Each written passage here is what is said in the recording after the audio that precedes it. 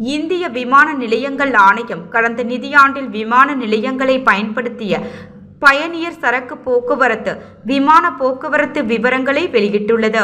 தமிழகத்தில் அதிக பயணியர் பயன்படுத்திய டாப் 6 விமான நிலையங்களை அறிவித்துள்ளது. அதில் சென்னை முதலிடத்தில் உள்ளது. 2,30,17,324 பயணியர் பயன்படுத்தி உள்ளனர். இது முந்தைய நிதியாண்டை காட்டிலும் 2.7% அதிகம்.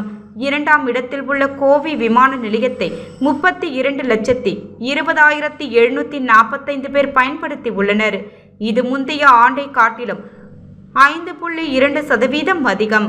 கோவை விமான நிலையத்தில் கடந்த நிதியாண்டில் 22,462 முறை விமானங்கள் வந்து சென்றுள்ளன.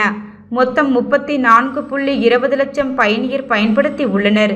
சர்வதேச சரக்குகள் 1908 மெட்ரிக் டன் மற்றும் உள்நாட்டு சரக்குகள் 11,268 டன் என 13,176 டன் சரக்கு கையெழுப்பப்பட்டுள்ளது. இந்திய விமான நிலைய ஆணையம் தெரிவித்துள்ளது.